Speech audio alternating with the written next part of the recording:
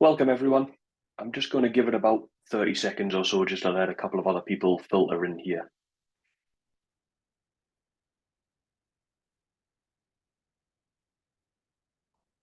Hi, everyone. I can see a few people filtering in. I'm just going to give it 30 more seconds just to let a few others jump in, and then we'll make a start.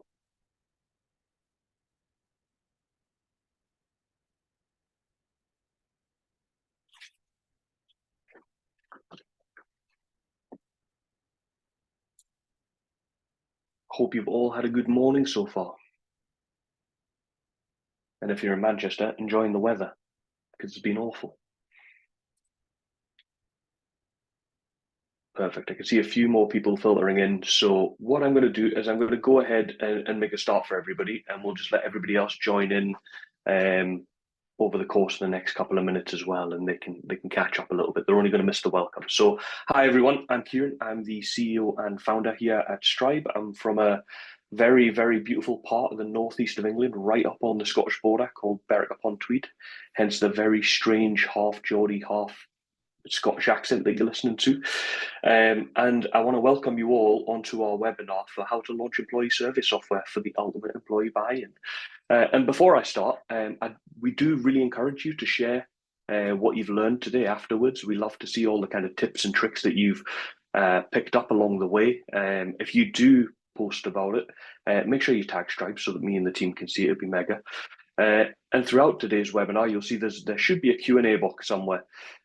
So if you have any questions, just pop them into that box. Other participants, other attendees will be able to see that. They'll be able to upvote them. And then at the end, we've got a little bit of time that we're going to spend just to go through them. So for those of you who don't know us, we're Strive. We're focused on creating amazing, easy to use employee survey software that really works for your teams and helps kind of the unique environment that you operate in. Every one of our surveys work amazingly well for organizations with dispersed workforces. We work alongside you and your team to create and launch impactful surveys that help embed your employee listening strategy. Over the years, we've worked with a load of amazing organisations. We've worked with the UK Space Agency, we've worked with Wigan and Leigh College, we've worked with Newcastle United Football Foundation, if you're a black and white. We've worked with many councils like Bolton and Barking and Dagenham, and we've even worked with the NHS as well. And we have a fabulous team behind us that work alongside you to help you craft everything from the surveys themselves all the way through to how we launch that to your organization to help you achieve your goals. And today we've got a few things we want to cover today. It's a bit of a packed agenda, but hopefully I don't take up too much of your time. We're expecting this to last about 40-ish minutes. I've made sure that we're going to weave in lots of actionable insights on every one of our slides so that you can take lots away and you can use them to improve things. For anybody who can't stick around for the full webinar, we are going to be sending out the recording to you afterwards. So you won't miss anything if you do need to jump off. So what will we be covering? We're going to look through the challenges to improve employee engagement. We're going to look at how employee surveys support employee engagement. But we're going to help you understand how to turn those survey responses into actionable insights, talk through the importance of anonymity in employee feedback, go through Stribe's survey journey from start to finish. I'm going to show you how to actually make a survey in Stribe with our new survey builder and show you how that goes out to employees, and then show you what some of that data looks like behind the scenes, and show you how to track those kind of factors of employee engagement within Stribe as well. And then we're going to round off with a Q&A at the end. One thing I do want everybody to keep in mind as we go through all of this is there's a ton of detail on a lot of these slides and ton of things that might not be relevant for your organization. They might not be right for your organization either. So just take what you can and leave the rest. We're not very much a kind of take it all or nothing approach here at Stripe. We love the idea of small changes that can make a difference. And we're sharing a lot of different advice so that you can pick up on and learn things that are relevant and applicable to your organization. So Before we get into it, I always think it's worth kind of grounding ourselves before we go through any solutions, and just think about what the challenges are with employee engagement, especially when it comes to kind of something as far-reaching and complex as employee engagement. And this stat here is just to remind you all why it's such an important topic, or actually give you a stat to take to your senior leaders when you're having a conversation about what to do next with your employee surveys. Gallup's State of the Global Workplace report in 2023, just last year, said that only 10% of employees worldwide are actively engaged in work. And that's just an absolutely astounding fact. 65% of employees who feel their voice is heard are more likely to stay at their company. Companies with high employee engagement are 21% more profitable and experience 41% lower absenteeism, and have employees that are 18% more productive. But despite all that, only 31% of employers actually conduct employee surveys. So highly engaged employees are 3 times more likely to say that they feel heard at their workplace, and apologies, I'm messing up my notes here. It's my first webinar, so please stick with me. Highly engaged employees are 3 times more likely to say that they feel heard at their workplace than highly disengaged employees. And there are a lot of different ways that you can harness the power of the employee voice for your employee engagement strategies. And I'm happy to talk through a few ideas with you off the back of this webinar if you'd like to have a chat. But today we're going to go through specifically employee surveys, because surveys are one of the best ways of capturing employee voice from everyone within the organization. So how do we take everything we've learned about the challenges of employee engagement and use that to make sure that our next survey begins moving the needle on employee engagement? We've learned a lot over the past few years about how quickly our external environment can impact employee engagement. Because of their simplicity and size, surveys are very quick to create, they're very quick to approve, they're very quick to launch. They're really simple for employees to answer, so you always get nice high response rates when you do a survey.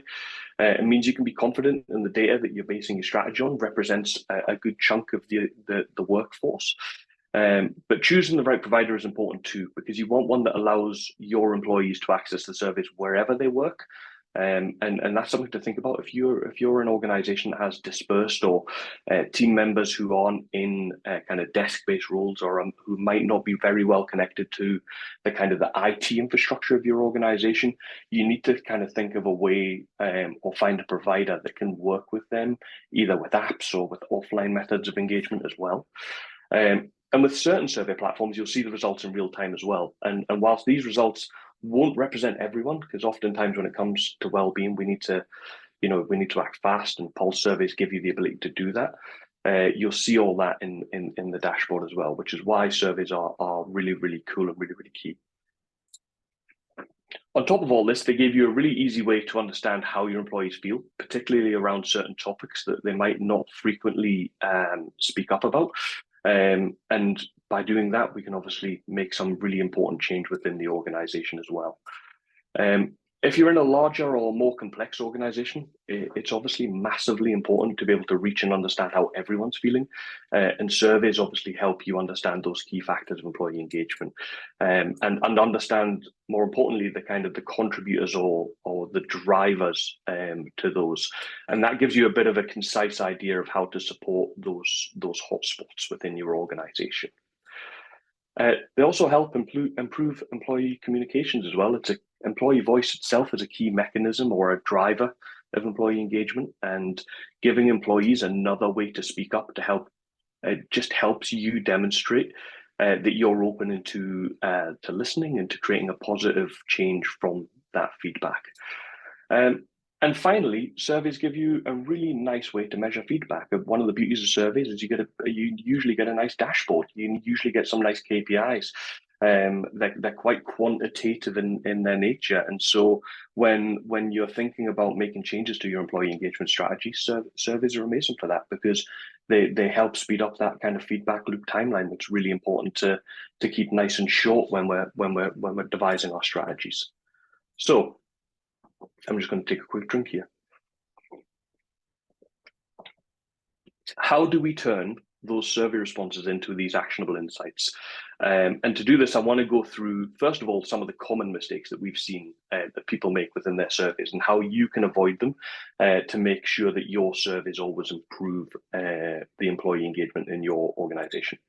And the first one is around tailoring and targeting your surveys. What we want to avoid here is sending surveys out to certain parts of our organization that might not be relevant for that survey. You know, it might impact your response rates overall. It might have an overall impact in your overall employee engagement.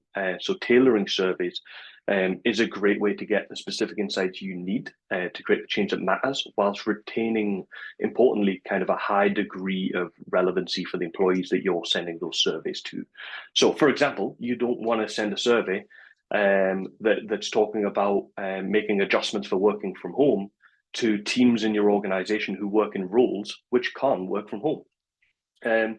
So you may want to kind of customize the surveys to address those specific engagement challenges within your teams and ensure that you can provide specific support and change those groups that those groups need to see without creating the kind of false promises or any confusion for the other teams. Secondly is around not asking questions that you don't know how to fix or that you can't fix. Every employee survey that you ask, it kind of comes with a bit of an implication. It implies that you're going to take action based on the feedback. And if you break that promise, that employees naturally are going to grow frustrated. And employees can easily spot questions that you can't or won't be able to action as well. So that'll just build the disenfranchisement.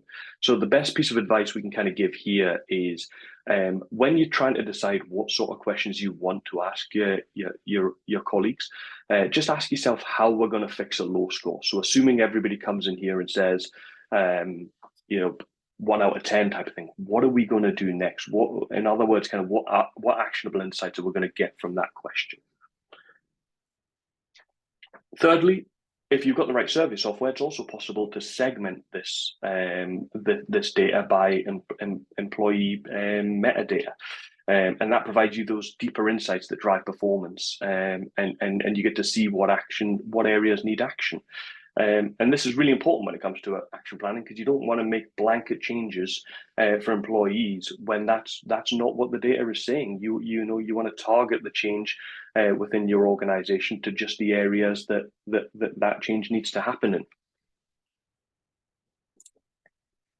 Next, and this one's probably the most important of all of the conversations that we have, certainly with our customers, is it's so important to make sure that you follow up with the surveys.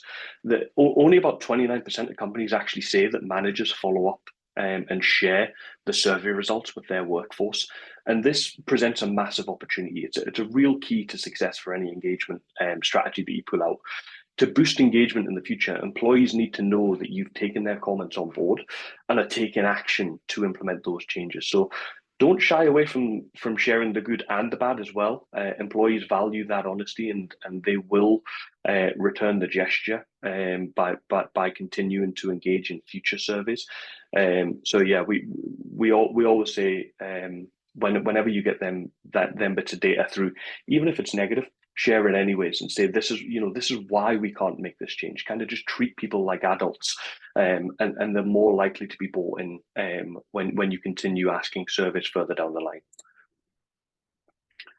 Next, and it is something you should definitely think about, and that's bringing employees together to kind of reflect on the survey suggestions and the issues and the resolutions. So by putting kind of people at the heart of your action plan, they're going to feel closer to the cause and more likely to support that change. And it's also a mega opportunity to gather more feedback and just refine those ideas a bit further ahead of launching them out to everybody in the organization. And you can do this in a myriad of ways. There's obviously one-to-ones with your managers. You can do it in team meetings. We've seen people do it in town halls. We've seen people do it with more surveys. You can do it on your employee messenger. You can do it on email. Tons of different ways that you can kind of involve colleagues in that action planning step when it comes to the follow-up. And then finally is about establishing that feedback loops, and that kind of ties into the communication part I touched on before. For example, if you've used survey data to identify that your employees needs a new kind of learning and development opportunities, follow up in the comms and confirm that with employees what your ideas are and what we're thinking about doing for it. Or you could use another survey to help kind of tailor and shape those ideas a bit further and refine them into something that employees really, really value. And all of this needs to be supported by good comms. It doesn't actually need to be that complicated. It doesn't need to take a lot of energy, but ensuring you follow a strong process of surveying and communicating will ensure that you move the needle on your engagement. And when we're actually thinking about surveys, I want to briefly cover anonymity, because this is it's a hotly discussed topic, and it's one that every survey provider, whether it's a specialized one or not, take a different approach to. Over the years, we've worked with many customers, we've worked with many people on deciding what the best approach is to anonymity. For us, Stribe is and always will be fully anonymous. Only the employees will ever be able to be in control of whether or not they tell you what their name is. And that's mega important. And I want to go through a few of the key reasons why that's mega important. First of all, it makes employees feel safe. It gives them a space where they can share their true thoughts, their true feelings, and guaranteeing anonymity means you're going to receive more thoughtful, more kind of detailed feedback that's truly reflective of what's going on, and ensures that the changes you make will improve employee engagement because it aligns to the employee's needs. Apologies, I went back one slide. Secondly is about response rates. Obviously, if something is anonymous, people are more likely to want to engage with it. They're more likely to participate in the survey. For example, at Stribe, our average response rate currently sits at 82%, and customers see on average an increase of about 36% of their response rates when they move to us from other systems, whether that's Google Forms, Microsoft Forms, or other more kind of dedicated providers. So creating change that kind of represents everyone, not the minority that feel comfortable participating, is the key one here for improving response rates. It also builds trust, because anonymity fully creates a culture of trust and respect. It shows employees that their privacy is valued. It gives them that psychological safety, and that's a defining factor in employee engagement. Looking for ways to kind of instill it through every facet of your strategy will ensure that you're walking the walk and talking the talk when it comes to employee engagement. It'll also give you some accurate insights as well. Obviously, anonymity, giving people the confidence to share their real thoughts and feelings, gives you more honest feedback, which gives you more accurate insights to then use to build your action plan for what we're going to do off the back of this survey.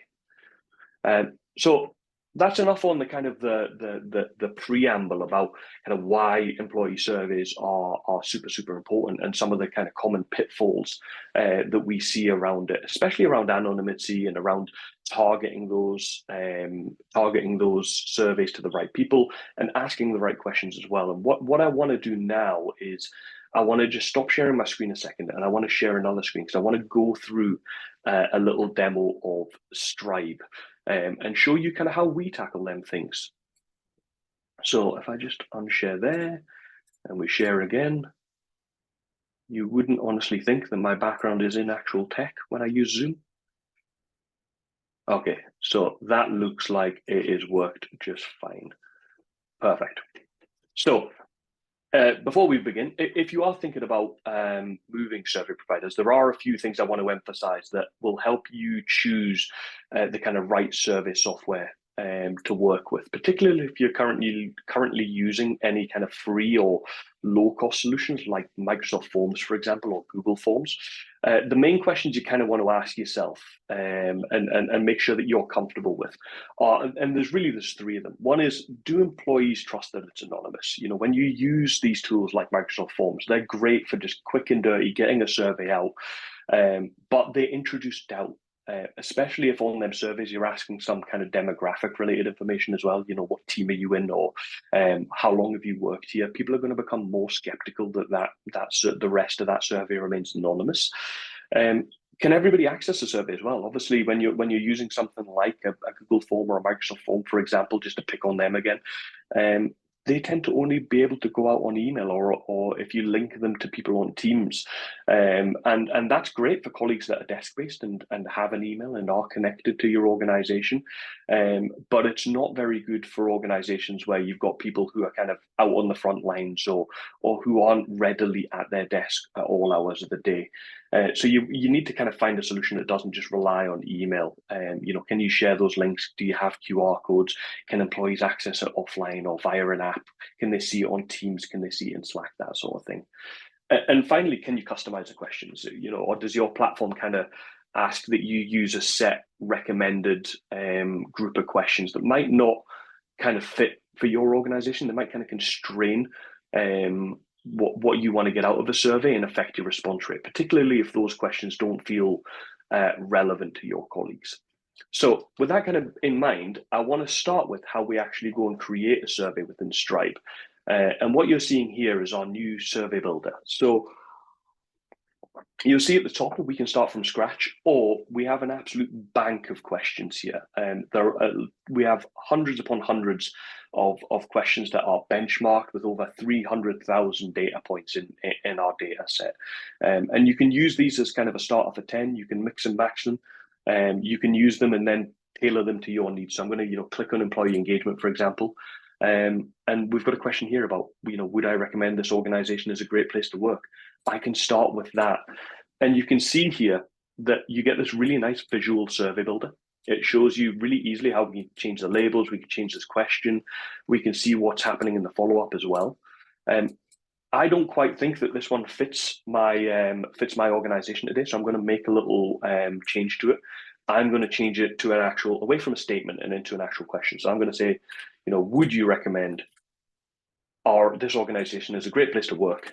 And I'm going to make it leading as well, because I want to show you some of our AI stuff. So I'm going to say, if we asked really nicely. Now, obviously, that's a terrible question. I'm leading that on. I'm offering a bit of a bribe here in terms of asking nicely or whatever. But you'll see underneath that, we have our survey tuner. And what this does is it takes all of the amazing insights from our people science team and it distills it down into your right-hand person in kind of survey design. And you'll see straight away it's identified that this is it's a very biased, it's a very leading question. And it's saying here that there are some suggestions that we can use instead to that might get the same sentiment that we want to get out of it, but are a better way of asking it. So I'm going to choose one of these suggestions. As I come down, you'll see here as well, I've asked a follow-up. I'm going to ask people kind of to share a bit more about why they answered the way they did. And there's a lot of research we've done on this as well. There's a lot of reasons why people don't type in this box. They don't type in it because they can't be bothered. They don't have time. They're worried about anonymity. The way they write, the way they talk might be very, very identifiable. So again, here what we do is we leverage a bit of that AI. And what that does is it's reading these questions up the top and it's pulling out what are the things that might affect somebody answering this question, the score that they give on this question.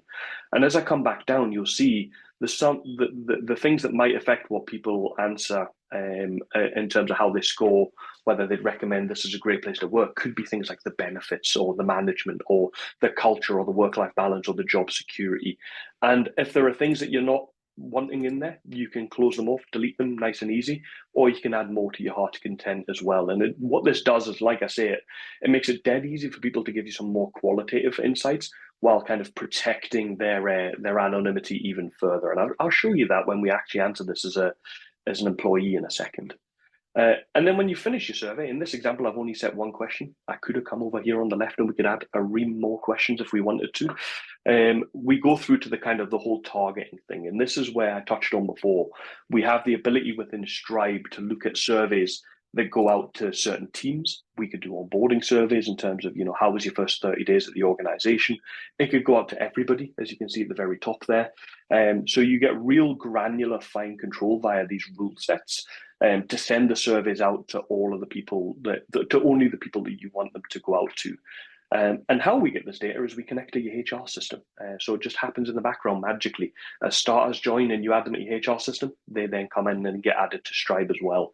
And pretty much the same when people are offboarded as well, they get removed from Stribe. And as I come down a little bit further, you'll start to see here, there's a little bit more around the various channels that Stribe goes out in. Obviously, we send these surveys out via more than just email. They go out to Slack, as you'll see here at the bottom.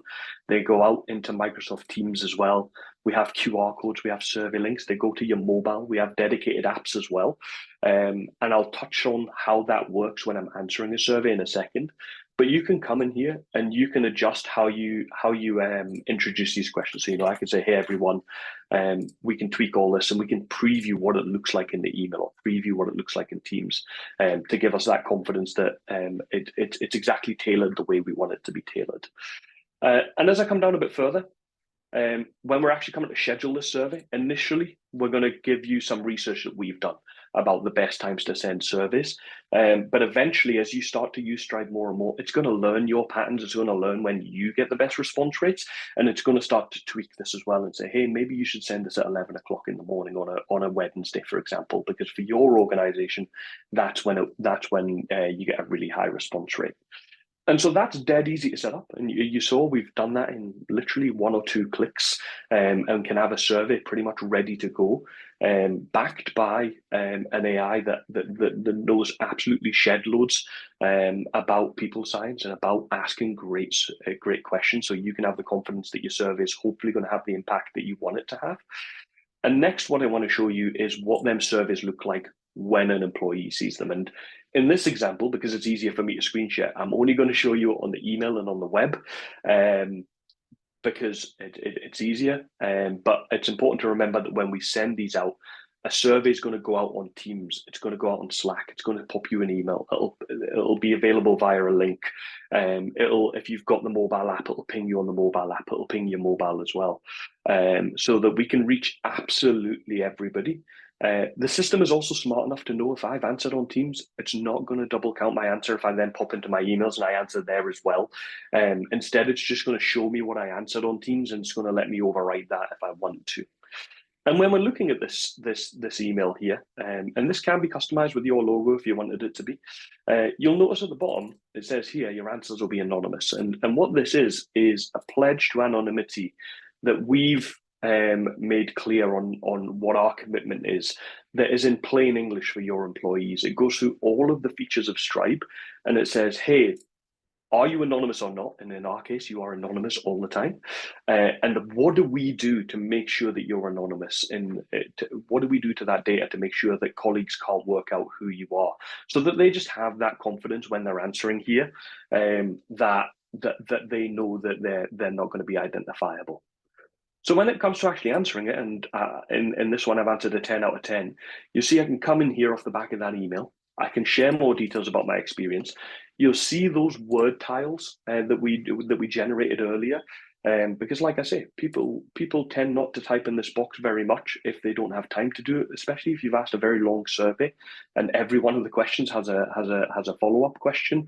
That's going to be hard for you to start by the end of it. There's not going to be many people filling that in, and also there's an anonymity concern. People write and talk in very unique ways, or their lived experiences are very unique, and they might worry that when they type in this box that might identify them. You might say, for example, my manager is top, and you're the only person in the world that uses the word top to describe something as good. So because of that, you're not going to type in there, because they're going to know that was Kieran that was in there. So instead, what I can do is I can come down here and I can say support from my colleagues, support from my manager. I can say it's the work-life balance. I can say it's the progression that I get within the organization. So you still get that amazing qualitative insight, but I've not had to wax lyrical in here for a few minutes to give you that. As I come further down, we start to see that feedback loop building in. So one of the very unique things about Stribe is, even though our surveys are totally anonymous, organizations can follow up with responses one-on-one in a totally anonymous conversation. And you'll notice here, I've not had to tell you anything about myself when I answered the survey. I didn't tell you what team I was in. I didn't tell you how long I've worked here. I've not told you what my email address is to reach me again. All of this is done deliberately. We have all this information ahead of time. We just hide it from your organization, and I'll show you how we do that in the data in a second. But that's done to build that trust with colleagues. We want to show colleagues, hey, this is a truly anonymous survey. you can come in here, your identity remains anonymous. This is Stribe saying that. This is not your organization saying that. And by ticking this, we can have a one-on-one conversation that goes into my feedback specifically a bit more. So it lets you kind of really probe down into unique areas of the organization based on people's thoughts on the responses. And in this example, I'm going to finish the survey because we only did ask one question. And then I want to show you what it looks like when we actually see the data on the back of this. So this is a view of what you might see when you've asked a survey in the past. And these results all build up in real time, by the way. When you send a survey out at Monday morning at 11, you can open this page and just leave it open, and you'll start to see these results come in. So there's a few things I want to talk you through on here before I actually jump into the data. The first one is on the right-hand side, we can see the response rate. So even though it's anonymous, Stribe still knows who hasn't responded, and Stribe will do the kind of heavy lifting to remind those 17% that haven't responded that they should that we'd love their feedback. I can also come up here and I can share this report with other managers. I can share this report with colleagues. I can generate a link to it for kind of read-only access. So disseminating this information is really, really easily. We can also see that at the bottom of all of these reports, at the bottom right, you might see that little yellow button. That lets you download all of these reports individually as a little image that you can stick into your kind of board packs or your management packs or your communication plans for how we're going to actually follow up on these surveys when we do things like you said we did, for example. And so what we can see here in the middle is the overall view of this organization. In this organization, I've only got 40 responses so far. It's a relatively kind of modestly sized organization. And what it's telling me here is the vast majority of people would recommend us as a great place to work. But there are a couple of people here who wouldn't recommend us as a great place to work. And it'd be lovely if we could drill down into where those kind of hotspots are. And as I touched on before, because we've connected to your HR system, we can come in here and we can break this down by team. And you'll see immediately there's a challenge here in the finance team. There's another challenge here in the sales team. And there could be many reasons going around your head as to why this might be. It might be that they're under pressure. Obviously, sales team's quite a high pressure role. It might be that we've went on a recent recruitment drive and we've got a lot of new starters, and maybe there's some challenges in the onboarding of our organization. It might be that we've hired some relatively younger employees into a workforce that is relatively older, and so there's a multi-generational challenge going on. There's some friction built in there. It could be a manager. It could be that we need to learn things that one manager's doing better than another, and we can kind of pass them learnings between each other. Tons of things we can do, and there's a lot of things we can do now off the back of this to kind of drill into this further. Either we can go and test them assumptions, we could survey this team, we could follow up with them and have conversations. What I'm going to do is I'm going to go back up here and I'm going to go back into this segment and I'm going to look at it by length of service, because for me, I'm interested in that onboarding that I touched on before. And sure enough, you'll see here that for colleagues that have been here less than a year, they're way more likely to not recommend us as a great place to work than colleagues who have been here a bit longer. So again, this gives us food for thought for future surveys. Do we want to send a survey out to colleagues that have only been here for less than a year? And we're protecting anonymity in two ways here. I appreciate I'm showing you some really, really insightful information, but I want to be clear that in no way can you work out who the colleagues are that are responding this way, because we do two things. One, we only show you one of these buckets if there have been 5 or more colleagues that have responded. And two, we never let you overlap buckets. So we can look at this by team, we can look at this by length of service, we can't look at them both together. And again, that just goes a long way to helping colleagues, and we explain that to colleagues, it goes a long way to helping them feel trust in the data results. I can come down, I can look at it by line manager. I'm a terrible line manager, which is why most of my team wouldn't recommend us as a great place to work. But are there things that I can learn from Lucy, from Michael, and from Terry about what they do really, really nicely? So kind of the key thing here is just how easy it is, without needing to be a wizard in Power BI or know what the hell a pivot table is within Excel, to actually get some really nice real-time insights that actually help us make some effective decisions within the organization on what we want to do next, whether that's a follow-up or whether that's more surveys further down the line. As I come down a bit more, you'll see here that we touched on some benchmarking earlier. Every question is benchmarked at the very least against yourself as well. So if you've asked this question in the past, we're going to show you where you are now, so you get some really nice insights and can see the kind of progress you're making on a question-to-question basis. As I come down a bit further, obviously, in this example, we've got 40 participants.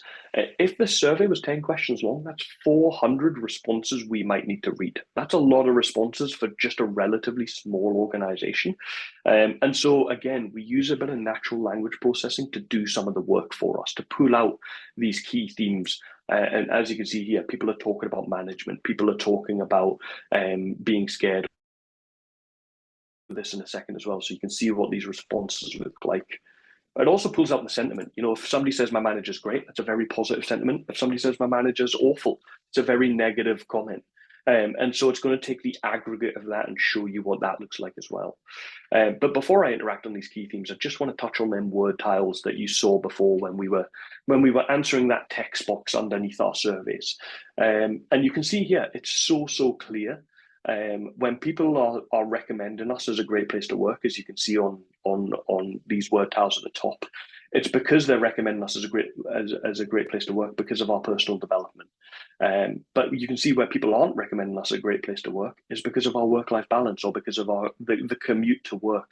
So again, you just get these really nice insights in real time without needing to do a ton of digging on the data.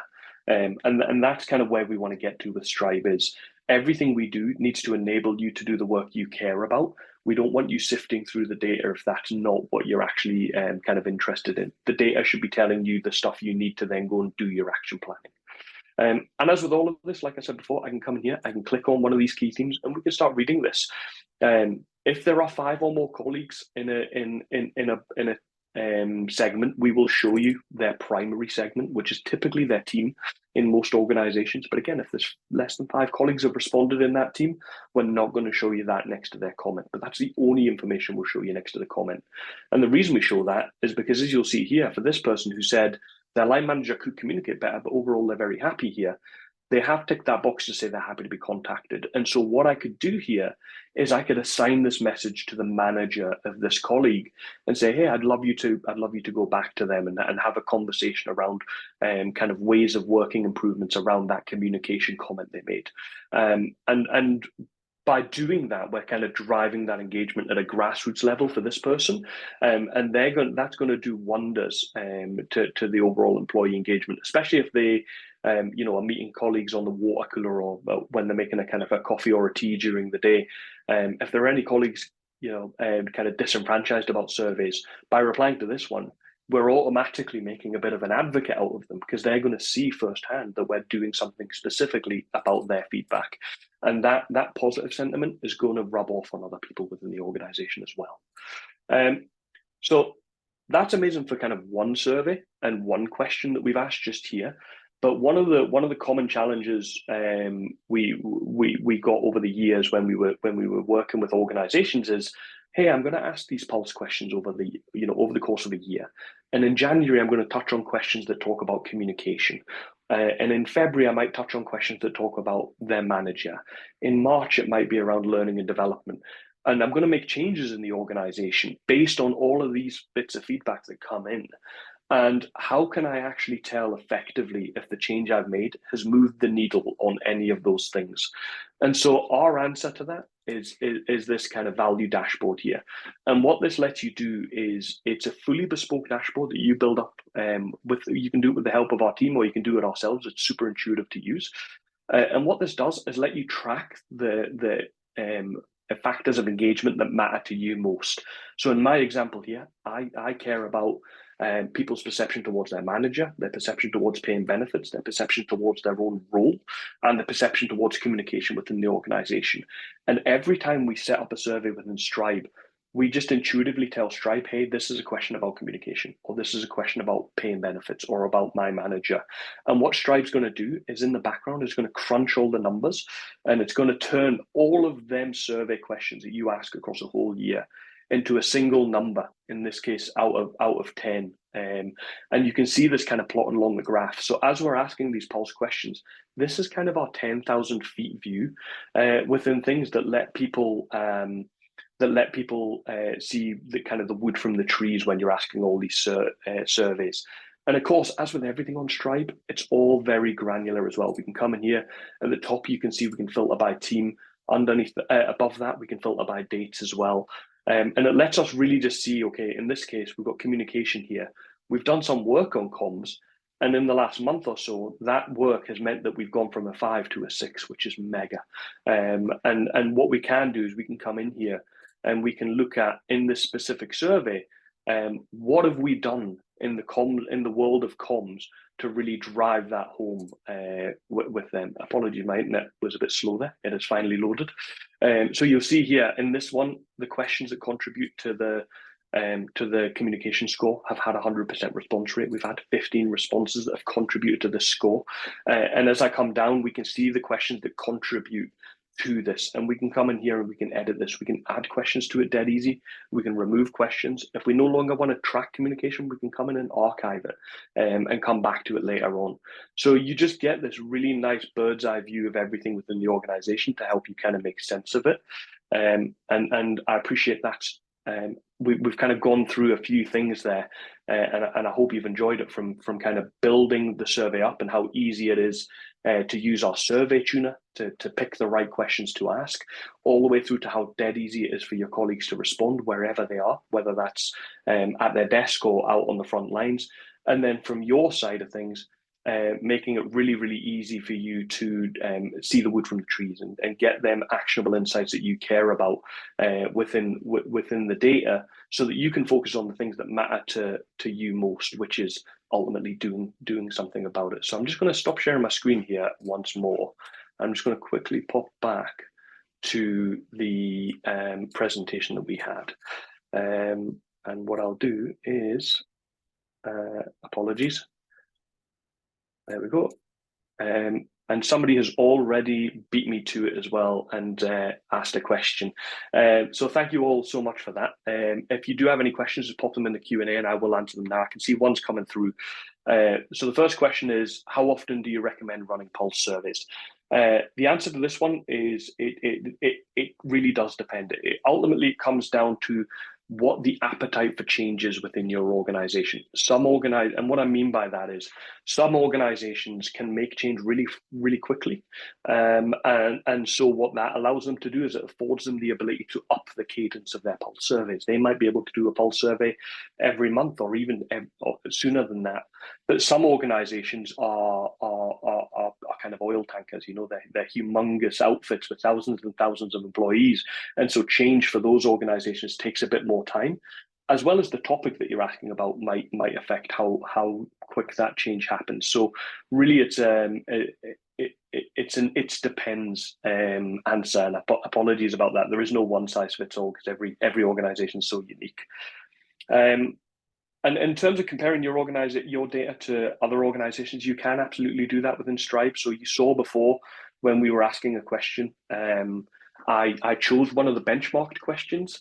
But what I then did, importantly, is I changed that to fit more of my organization. So because I changed that question, it wasn't actually benchmarked anymore, because obviously we've slightly tweaked the way that the way we're asking it, and so that might actually change the quality of data. So doing a like for like comparison is very hard. But if I just stuck to that question, if I'd said, you know what, I'm going to stick with it. I like the fact that it was a statement, it wasn't a question, and I'm going to ask kind of, I would recommend my organization as a great place to work. Then when I was on that report just before, and I showed you, hey, you've asked this question before, and here's where you are now. Within that report, we would have shown you where you stack up back then and where you stack up now. So you can see that, you can see all that really, really easily. Hopefully that helps answer both of them questions. If you've got any follow-ups, let me know. Or if there's anybody else with any questions, I'll stick around for a little bit here just before we close everything off. But we've got an anonymity question. If your organization is small with a small sales team, you could make an educated guess as to who might be unhappy with their manager. So how do you guard against this? It's a great one. I just spoke to an organization yesterday that only had 10 people in their entire organization, and they had the same worry. The way we try and combat this is kind of twofold. One is comms. You need to make sure that you kind of explain to colleagues why you're asking the survey, what the purpose of it is, what we're going to do off the back of it. So the reason we're asking the survey is not to reasonably identify people and single them out. And so by doing that, that gets everybody on the same playing field. And then secondly, there are things you can do to protect against that. So I showed you just before those word tiles underneath the text boxes. So that lets you get qualitative insights without needing to get them more kind of detail on the lived experience of that person. So if they, if somebody says specifically, um, I, I recommend us as a great place to work, 1 out of 10. And my reason for that is, and they type in the box. Just last week, I had a conversation with my manager, and we had an argument about X, Y, and Z. We're going to know who that is in a small organization because maybe only one of us had a conversation with the employee in the last week.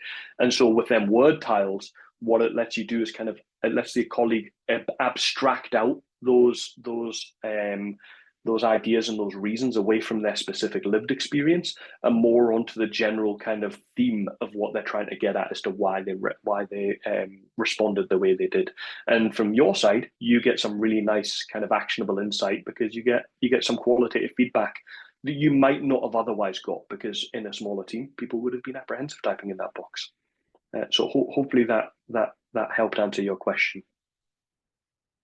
Are there any others? I appreciate you all staying on here, by the way, for 45 minutes in your morning. It is great to see everybody on here and show you through Stribe and show you through the survey tuner and the AI kind of help that we've recently deployed to our customers, and they all seem to be loving, which is really nice. You're getting a first view of this kind of publicly, as it were, to people. Everybody that's been seeing this has been kind of below the fold in my kind of one-on-one meetings. So it's nice to actually finally tell people about it and share the hard work that the team have been doing over the course of the last few months. But I think that's it for questions. So I'm going to start wrapping up the webinar. I want to thank you all so much.